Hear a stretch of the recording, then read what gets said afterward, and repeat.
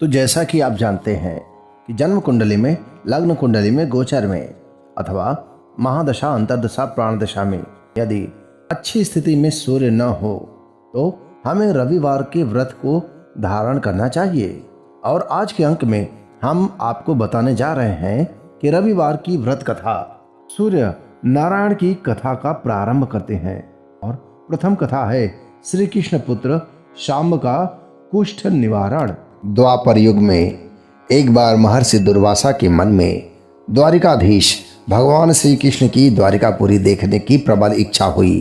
अपनी इच्छा को न रोक सकने के कारण दुर्वासा मुनि ने एक दिन द्वारका नगरी में प्रवेश किया। उनके आगमन का समाचार पाकर भगवान श्री कृष्ण उनका आदर सत्कार करने के बाद उन्हें राजमहल में ले गए। वहां भोजन के उपरांत ऋषि के साथ श्री कृष्ण जी बातचीत करने लगे और वार्ता के मध्य में श्री कृष्ण के पुत्र शाम्ब वहां पर आ पहुंचे और मुनि का उपहास करने लगे। महाक्रोधी महातपस्वी दुर्वासा मुनि श्री कृष्ण के आचरण से प्रसन्न रहने के कारण उस उपहास पर ध्यान न देकर के शांत मुद्रा में बैठे रहे। परंतु शाम्ब द्वारा पुनः उपहास करने पर मुनि का क्रोध उबाल मार दिया और उन्होंने तत्क्षण ही शाम्ब को कोढ़ी होने का श्राप दे दिया। द्वारकापुरी से चलते समय मुनि की भेंट श्री नारद जी महाराज से हो गई। उन्होंने सारा वृत्तांत बताकर श्री नारद जी को श्री कृष्ण के पास इसकी सूचना देने के लिए भेजा। भगवान वासुदेव को नारद जी से यह सूचना मिली तो वह महर्षि की खोज में निकल पड़े। महर्षि के मिलने पर श्री कृष्ण महाराज ने उनसे श्राप की मुक्ति के लिए उपाय पूछा तो महर्षि दुर्वासा ने कहा, शाम्ब के लिए रविवार का व्रत ही एकमात्र कल्याणकारी उपाय है। भगवान श्री कृष्ण जी से उस व्रत का विधान बतलाकर महर्षि दुर्वासा वहां से चले गए। ऋषि के आदेश के अनुसार व्रत धारण करके श्री कृष्ण के पुत्र शाम्ब कुष्ठ रोग से रहित हो गए। जो लोग इस व्रत को विधिवत करते हैं उनके संपूर्ण रोगों का नाश होता है। कथा 2। अपराधिनी पड़ोसिन। किसी गांव में एक वृद्धा रहा करती थी। रविवार के दिन गोबर से अपने घर को लीपना उस वृद्धा का अटल नियम था। वह वृद्धा रविवार को दिन भर निराहार व्रत रख करके सायंकाल को अन्न निर्मित खाद्य तथा फल भगवान सूर्यदेव को अर्पित करती थी तथा उस प्रसाद को सूर्यास्त होने से पहले ही ग्रहण कर लेती थी। इस कृत्य के फलस्वरूप थोड़े ही दिनों में वृद्धा का घर धन धान्य से परिपूर्ण हो गया। उस वृद्धा की आर्थिक दशा में प्रगति देख करके उसकी पड़ोसिन उससे डाह करने लगी। उसकी पड़ोसिन अपने मन में सोचने लगी कि मेरी गाय के गोबर से अपने घर को लीपने पोतने के कारण ही वह वृद्धा समृद्धशालिनी बन गई है। अब उसकी पड़ोसिन अपनी गाय का गोबर वृद्धा को नहीं देना चाहती थी, इसलिए वह अपनी गाय को घर के भीतर ही बांधे रखती। दूसरे रविवार के दिन अपना घर लीपने के लिए वृद्धा गोबर न पा सकी, इसलिए उसे बड़ी असुविधा हुई। अपने नियम में बाधा पड़ने के कारण वह वृद्धा बड़ी उदास हो गई। मानसिक चिंता के कारण वृद्धा उस दिन भगवान सूर्यदेव को कुछ भी अर्पित न कर सकी और न तो उसने स्वयं ही प्रसाद रूप में कुछ ग्रहण किया। सायंकाल को वह भूखी प्यासी चिंता आतुर होकर के अवस्था में सो गई। रात्रि में भगवान श्री सूर्य नारायण ने उस वृद्धा को स्वप्न में दर्शन दे करके उसके दुख का कारण पूछा। वृद्धा ने दुखी होकर कहा कि आज गोबर न मिलने के कारण मैं अपने नियम के अनुसार आपका पूजन न कर सकी। मेरा नियम भंग हो गया है प्रभुवर। इसी एक बात से मैं आज अत्यंत दुखी हूँ। वृद्धा की बातों से दया के वशीभूत होकर के श्री भगवान आदित्य ने कहा कि हे वृद्धा, मैं तुम्हें एक गाय देता हूँ, इससे तुम्हारी संपूर्ण इच्छाएं पूर्ण होंगी। मैं तुम्हारे व्रत पालन की निष्ठा से अत्यंत प्रसन्न होकर के तुम्हें वरदान देना चाहता हूँ, अर्थात अब से सदैव तुम्हारा घर धन धान्य पुत्र आदि से संपन्न होगा। वैभव की रानी बनकर तुम रहोगी। इतना कहकर भगवान श्री सूर्यदेव महाराज वहीं अंतर्हित हो गए। सुबह उठने पर वृद्धा ने अपने आंगन में एक बछड़े वाली गाय को देखा। रात्रि में देखे हुए स्वप्न की बात वृद्धा को याद आने लगी। वृद्धा ने गाय को घर से बाहर बांध करके उसके चारे की व्यवस्था की। वृद्धा के दरवाजे पर बंधी हुई गाय को देखकर उसकी ईर्ष्यालु पड़ोसिन को आश्चर्य का पारावार न रहा। उस गाय के स्वर्णमय गोबर के परित्याग से उसकी पड़ोसिन विस्मित हो गई। उसकी पड़ोसिन ने उस स्वर्णिम गोबर के स्थान पर अपने गाय का स्वाभाविक गोबर रखकर उसे उठा लिया, परंतु वृद्धा उसके इस कपट आचरण का भेद न जान सकी। वृद्धा की इस अज्ञानता पर भगवान श्री सूर्यदेव ने विचार किया, मेरी गाय से इस वृद्धा का उपकार नहीं हो रहा है। इसलिए भगवान ने अपनी माया से भयंकर झंझावात आंधी तूफान उत्पन्न कर दिया, जिसके परिणाम स्वरूप बड़ी बड़ी विशाल वृक्ष भी टूटकर जमीन पर गिरने लगी। विनाशकारी दृश्य को देखकर वृद्धा ने अपनी गाय को घर के भीतर बांध दिया। प्रातः काल उस गाय से वृद्धा को स्वर्णिम गोबर प्राप्त हुआ। वृद्धा अत्यंत प्रसन्न हुई और वह उसकी सुरक्षा के लिए नित्य ही गाय को भीतर बांधती। वृद्धा की सावधानी से अब उसकी पड़ोसिन का कोई वश नहीं चलता था। एक दिन पड़ोसिन ने वृद्धा की गाय छीन लेने के उद्देश्य से एक षड्यंत्र किया। उसने राजा के पास उपस्थित होकर राजा से निवेदन किया, महाराज, मेरी पड़ोसिन वृद्धा के पास एक अद्भुत गाय है जो स्वर्णमय गोबर देती है। अतः वह गाय यदि महाराज के पास रहे तो उससे जनता का लाभ हो सकता है। राजा ने उसके प्रलोभन में आकर अपने सिपाहियों को आदेश दिया कि तुम लोग जाकर गाय जहां पर भी हो उसको यहां पर ले आओ। सिपाहियों ने आज्ञा का वैसे ही पालन किया। अब वह गाय रक्षकों की देखरेख में रहने लगी।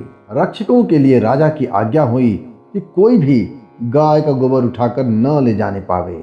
आदेश देकर राजमहल में राजा चले गए। उस दिन की रात में राजा को प्रसन्नता के कारण नींद न आई। राजा सवेरा होने की प्रतीक्षा उत्सुकता पूर्वक करने लगे। वह गाय के पास जाकर देखा तो वहां स्वाभाविक गोबर के अतिरिक्त कुछ भी न मिला। राजा की क्रोध की अग्नि भड़क उठी। उन्होंने वृद्धा को राजमहल में बुलाया। राजा ने उस वृद्धा से पूछा, क्या तुम्हारी गाय सोने का गोबर देती है? इस बात की सूचना पर मैंने तुम्हारी गाय मंगवाई थी, फिर क्या कारण है कि गाय वैसा गोबर न दे सकी? वृद्धा ने राजा को उत्तर दिया, महाराज, गाय के गोबर से घर लीपना मेरा नित्य का काम है। मैं दिन भर व्रत रहकर सायंकाल भगवान आदित्य को नैवेद्य अर्पित करके उसी प्रसाद को ग्रहण करती हूँ। मेरे पास जब अपनी गाय न थी तो मैं पड़ोसिन की गाय के गोबर से अपना घर लीपती थी। दैव योग से गोबर के अभाव में मैं एक दिन अपने नियम का पालन न कर सकी और उस दिन रात्रि में मैं भूखी ही सो गई। रात्रि में भगवान सूर्य ने स्वप्न देखकर मुझे यह गाय प्रदान की। मेरी ईर्ष्यालु पड़ोसिन ने इसकी सूचना देकर मेरी गाय मुझसे छिनवा ली। गाय के संबंध में मैं इतना ही जानती हूँ। वृद्धा की बातों से संतुष्ट होकर राजा ने कहा, हे माँ, मुझे क्षमा करो। मैंने अज्ञानतावश तुम्हारी गाय मंगा ली है। अब मैं तुम्हारी गाय तुम्हारे घर भेज देता हूँ। इस कार्य के निमित्त तुम्हारी पड़ोसिन अपराधिनी है और उसको इसका दंड अवश्य मिलना चाहिए। अपनी गाय वापस पाकर वृद्धा अत्यंत प्रसन्न होकर के अपने घर चली गई। इसके बाद राजा ने उसकी अपराधिनी पड़ोसिन को बुलवाकर उसे उचित दंड दिया। उस दिन से राजा ने अपने नगर में घोषणा करा दी कि रविवार के दिन सभी नगरवासी दिन भर व्रत रहकर सूर्यदेव की पूजा करें। राजा स्वयं भी रविवार के व्रत को धारण करते थे, नियम पूर्वक व्रत का पालन करते थे और व्रत के प्रभाव से राजा दिग्विजय करता हुआ अपने राज्य का विस्तार करने लगा। इस व्रत को करने वाले पर भगवान आदित्य श्री सूर्य जी महाराज प्रसन्न होकर उसे धन धान से समृद्ध और संपूर्ण रोगों से मुक्त कर देते हैं। इस व्रत के प्रभाव से अंधे और कुष्ठी मनुष्यों को विशेष लाभ होता है। श्री सूर्य नारायण के व्रत से संतान की उत्पत्ति की कथा 3। द्वापर युग की बात है। भगवान श्री कृष्ण एक बार अपनी बुआ कुंती की आश्रम काम्य वन में पहुंचे। उस समय पांडव लोग अज्ञातवास कर रहे थे। भगवान कृष्ण ने कहा, बुआ जी, मैं तुम्हें वनवासी वेश में देखकर दुखी हो जाता हूँ। मुझे सदैव इस बात की चिंता लगी रहती है कि पता नहीं कब दुष्ट दुर्योधन का प्रहार तुम्हारे ऊपर हो जाए, और इसलिए इस विपत्ति से छुटकारा पाने के लिए तुम भगवान सूर्य नारायण की उपासना करो। भगवान सूर्य ही समस्त जीवों के नियंता और प्राण हैं। उनके तेज से ही जीवों का उद्धार होता है। भगवान श्री कृष्ण ने बतलाया कि एक बार महादेव शिव से माता पार्वती ने संपूर्ण मनोरथों को पूर्ण करने वाले व्रत के बारे में पूछा था। उसे मैं तुम्हें बतला रहा हूँ। शिव ने पार्वती से कहा, देवी, यदि तुम इस बात की जानकारी प्राप्त करना चाहती हो तो मथुरापुरी में जाओ। वहां सूर्यपुत्री यमुना जी की धारा प्रवाहित होती है। यमुना के तट पर ऋषि, महर्षि, मुनि आदि निरंतर तपस्या रत रहते हैं। भगवान रुद्र की आज्ञा से माता पार्वती कालिंदी के तट को चल पड़ी। कुछ ही दूर जाने पर उन्हें रास्ते में रोती बिलखती एक स्त्री दिख पड़ी। उसने बतलाया कि उसका नाम कुसुमवती है और उसका निवास कुसुमावर वन के बीच में है। संतानहीना होने के कारण उसके पति वसंत ने उसे त्याग दिया है और इस प्रकार वह निराश्रिता हो चली है। माता पार्वती उस स्त्री को अपने साथ लेकर के आगे चली कि उन्हें रोती हुई एक दूसरी स्त्री मिली। उसने बतलाया कि मेरा नाम गंगा है। मेरे पति महाराज शांतनु ने पुत्रों के जीवित न रहने के कारण मुझे अपमानित किया, जिससे मैं दुखी होकर घर चली आई हूँ। इस प्रकार थोड़ी दूर जाने पर मधुवन में माधवी नाम की एक स्त्री और मिली, जो पति के वैभव का नाश हो जाने के कारण घर से निकाल दी गई थी। और इसके बाद आगे जाने पर कुमुद वन में कुमुदा नाम की स्त्री से भेंट हुई, जिसके पति को राजा ने बंदी बना लिया था और वह व्याकुल होकर के विलाप कर रही थी। उन सभी स्त्रियों को साथ लेकर माता पार्वती यमुना के तट पर जा पहुंची। उस तट पर पूजनोत्सव देखकर माता पार्वती ने ऋषि पत्नियों से पूछा कि यह किस देव की आराधना हो रही है, इस पूजन का विधान और फल क्या है। उनकी बात सुनकर एक ऋषि पत्नी ने कहा कि यह आराधना जगत पिता श्री सूर्य नारायण की हो रही है और श्री सूर्य नारायण का व्रत है और सभी मनोरथ को पूर्ण करने वाला है। इस व्रत को करने से प्रत्येक नर नारियों ने अभीष्ट सिद्धि की प्राप्त की है। तुम्हें भी यदि कोई अभिलाषा हो तो इस व्रत को करके प्राप्त करो। ऋषि पत्नियों से ऐसी बात सुनकर माता पार्वती जी अत्यंत प्रसन्न हुई और उस व्रत के विधान तथा फल को जानकर शिव जी के पास वापस चली आई। माता पार्वती ने इस व्रत को कर करके विघ्न विनाशक श्री गणेश जी महाराज को अपने पुत्र के रत्न में प्राप्त किया। कथा 4। राजा राज्यवर्धन को सूर्यदेव का वरदान। पूर्व काल में दम नामक एक राजा थे। उनके पुत्र का नाम राज्यवर्धन था। वे भली भांति पृथ्वी का पालन करते थे।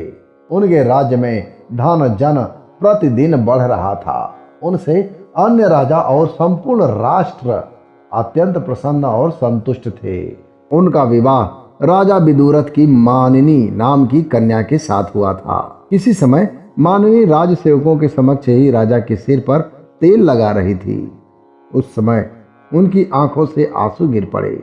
वे आंसू जब राजा के शरीर पर गिरे तब उन्होंने मानिनी की ओर देखा और पूछा, मानिनी क्यों रो रही हो?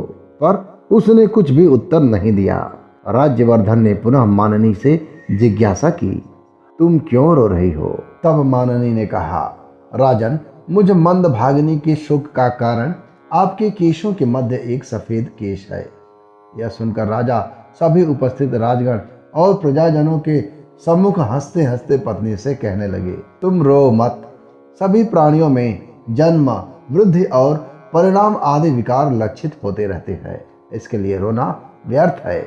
हमने सभी वेदों का अध्ययन, हजारों यज्ञों का अनुष्ठान, पुत्र का उत्पादन, अतिशय दुर्लभ विषयों का तुम्हारे साथ रहकर उपभोग, भली भांति पृथ्वी का पालन तथा बाल्यावस्था एवं युवावस्था के योग्य सभी कार्यों का संपादन किया है।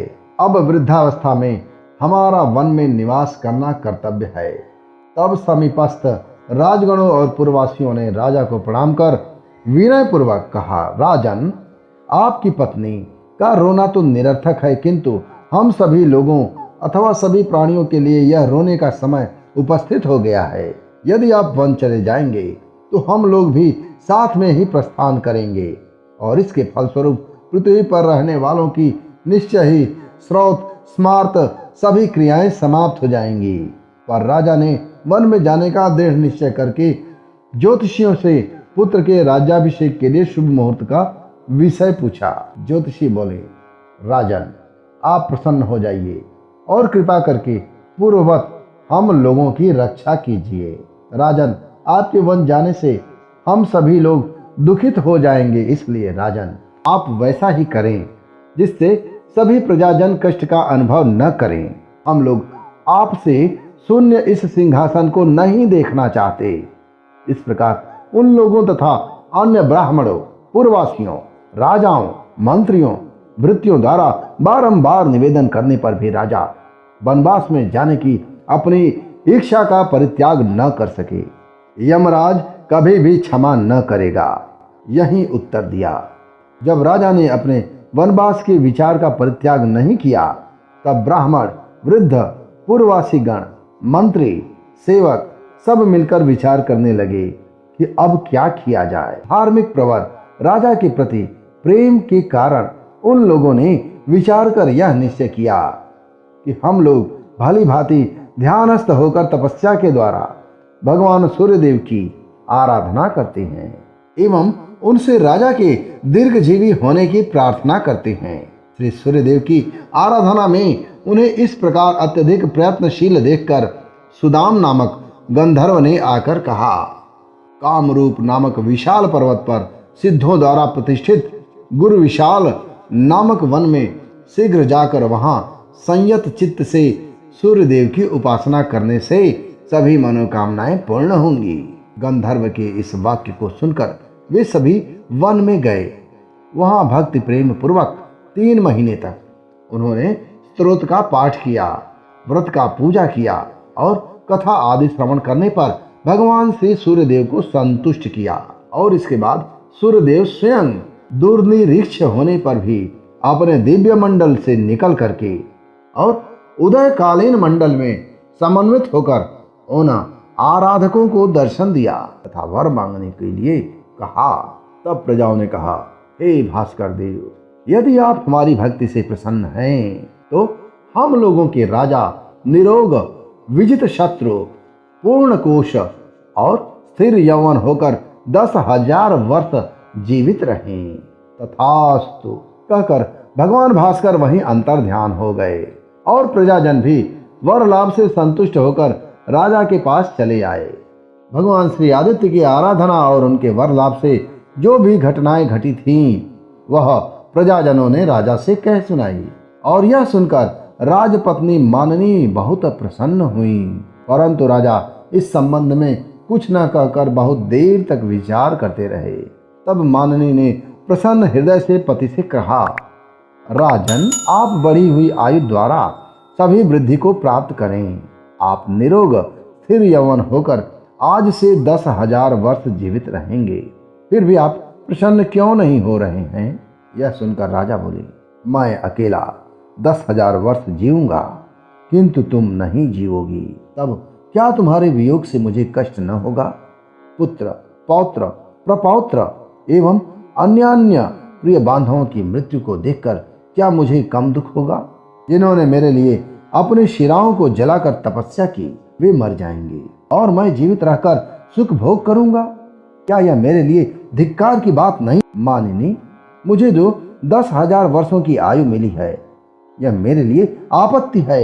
इससे कुछ अभ्युदय नहीं होने वाला है। मैं आज से इसी पर्वत पर संयत चित्त से निराहार रह करके सूर्यदेव को प्रसन्न करने के लिए तपस्या करूंगा। वराना ने जिस प्रकार मैं उनसे प्रसाद से स्थिर यौवन और निरामय होकर 10,000 वर्ष जीऊंगा, उसी प्रकार मेरी समस्त प्रजा नौकर चाकर, तुम, कन्या, पुत्र, पौत्र, प्रपौत्र, मित्र आदि सभी जीवित रहें। भगवान भास्कर जब तक ऐसी कृपा नहीं करेंगे तब तक मैं इसी पर्वत पर निराहार रहकर तपस्या करूंगा। और इसके पश्चात पत्नी के साथ राजा ने पूर्वोक्त पर्वत पर स्थित होकर के मंदिर में जाकर भगवान सूर्यदेव की आराधना करने लगे। निराहार रहने से दिन प्रतिदिन राजा दुबले पतले कृषकाय होने लगे। वैसे मानिनी भी कृषकाय होने लगी। दोनों को शीत, वायु और धूप के सहने का अभ्यास हो गया था तथा दोनों उग्र तपस्या में निरत हो गए थे। इस प्रकार सूर्यदेव की आराधना और तपस्या करते हुए 1 वर्ष से भी अधिक समय व्यतीत हो गया और अंत में करुणावान सूर्यदेव प्रसन्न हुए और दोनों की अभिलाषाओं के अनुसार सभी भृत्य, पुत्र, पौत्र आदि के लिए 10,000 वर्षों की आयु का वरदान दिया। और उसके बाद राजा रानी के साथ राजधानी में लौट आए और प्रसन्न चित्त होकर के धर्म के अनुकूल प्रजा पालन करते हुए 10,000 वर्षों तक राज्य करते रहे। व्रत का महात्म्य। सूर्यवार रविवार के व्रत की क्या महात्म्य है, आइए अब उसको जान लेते हैं। सूर्य के व्रत को विधान पूर्वक करने वाले जो भी मनुष्य हैं उनको उनकी अभीष्ट की सिद्धि प्राप्त होती है। व्रत के प्रभाव से संपूर्ण पापों का नाश एवं दरिद्रता का ह्रास होता है। सूर्य की रश्मियों में अद्भुत क्षमता है। इस वैज्ञानिक युग में कैंसर आदि दुस्साध्य रोगों से छुटकारा पाने के लिए सूर्य की किरणों का सहारा लिया जाता है। एक्सरे के द्वारा सभी रोगों का निश्चित निदान किया जाता है। अर्थात इस व्रत के प्रभाव से यक्ष्मा, कुष्ठ आदि महाव्याधियों पर नियंत्रण पाया जा सकता है। और इसके अतिरिक्त अंधापन, गूंगापन, बहिरापन, लूलापन आदि रोगों का भी शमन होता है।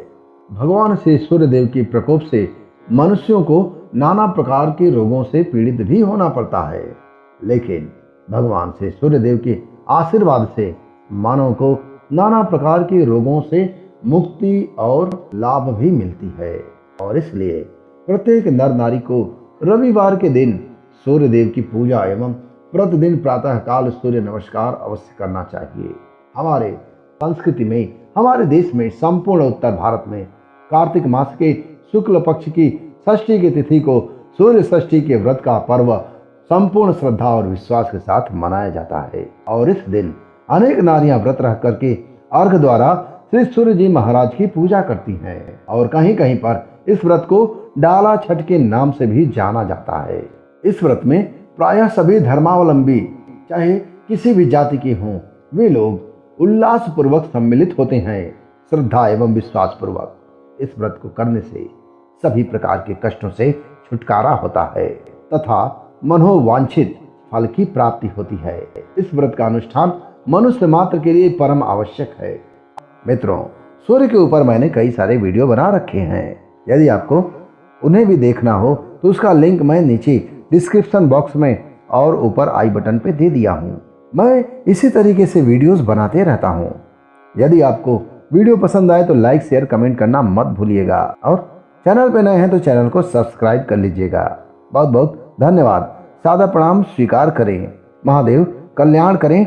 ओम नमः शिवाय।